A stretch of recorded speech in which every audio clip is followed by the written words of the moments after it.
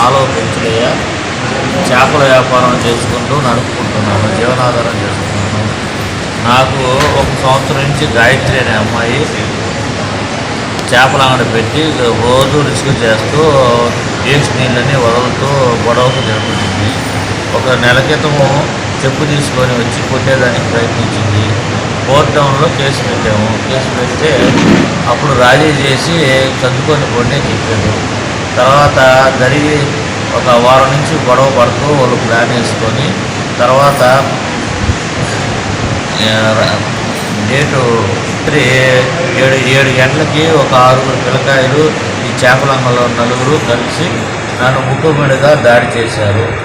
గాయత్రి, రమణ, నంద, పోలయ్యతో కలిసి 6 కలిసి ముక్కుమడిగా దాడి చేసి విపరీతంగా కొట్టి సావు అంచులు దాకా తీసుకెళ్ళి వదిలేసి చచ్చిపోయాడని వెళ్ళిపోయారు. వెళ్ళిపోయిన వెంటనే నాకు కోచే మనిషి ఉండి తీసుకోపోయి తర్వాత పెద్ద హాస్పిటల్లో చేర్చారు. చేర్చినాక తర్వాత సారోలో ట్రీట్మెంట్ ఇచ్చారు. ఇచ్చి నాకు పెదవు కాడ 1 కుట్లు, చెవు దగ్గర 2 కుట్లు పడినాయి.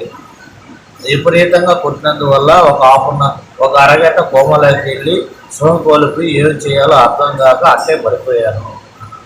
ఇప్పుడేమో న్యాయం ఏం కావాలి నీకు? పోలీసులు న్యాయం చేయాలి. ఇప్పుడు దాకా జరిగి దాదాపు 24 గంటలు అవుతున్నా కూడా ఎవరు పట్టించుకోలేదు. పోలీసు వాళ్ళు ఏమీ అసలు దానికి ఆధారాలు ఏమీ లేకుండా వాళ్ళ కాడ డబ్బులు తీసుకొని ఈ కేసు నీరు గారాలని ప్రయత్నిస్తున్నారు. కోర్ట్ టౌన్ కేసును ఎస్ఐ సార్. ఎంతమంది నేను గాయపరిచింది కొట్టింది? ఆ చేపలంగంలో 4 వాళ్ళ తరపున 6 వచ్చి ముక్కుముడిగా దాడి చేసి రౌండ్ చేసి రాగి చేపతోటే చెవు పోసి ఈ విధంగా మూకుముడిగా దాడి చేసి కోమాలోకి పోయేటట్టు కొట్టారు. అరగంట దాకా కోమాలో నుంచి కోలుకోలేదు. తర్వాత కోలుకున్నాక మాకు చేపలు కట్ చేసి ఆయన తీసుకెళ్ళి నెల్లూరులో ఉన్న పెద్ద హాస్పిటల్లో చేర్చాడు. చేర్చినాక ఆ సారోలు ట్రీట్మెంట్ ఇచ్చారు. వాళ్ళ పేర్లు కొట్టిన వాళ్ళ పేరు గాయ, నంద, పోలయ్య వాళ్ళతోటే 6 మొత్తం 10 మంది ముక్కుముడిగా దాడి చేశారు. మీరు ఎక్కడ నివాసం ఉండండి? మేము బీవీ నగర్, భక్తవత్స నగర్, ఉయ్యాలని కళ్యాణ పడుకు బ్యాక్ సైడ్. గొడవ జరిగింది అన్నమయ్య సర్కిల్ పీవీఆర్ కళ్యాణ పక్కన.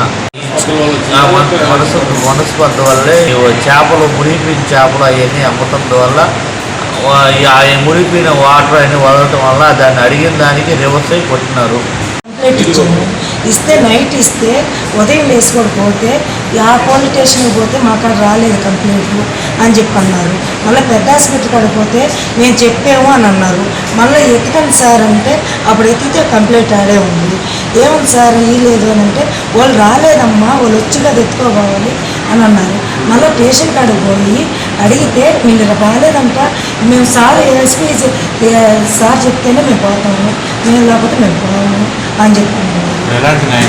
మాకు ఎలాంటి న్యాయం అంటే మాకు ఆయన కొట్టిన దానికి ఆమెకి శిక్ష పడాలి, అదొక్కటే మేము కోరుకుంటున్నాం.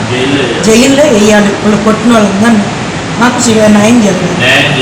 నా పెట్టులు మీరు మా కోరికలు ఏడిపించారు కాబట్టి, మాకు అన్యాయం చేశారు కాబట్టి వాళ్ళకి ఇది ఘోరంగా అల్లాడిపోయారు.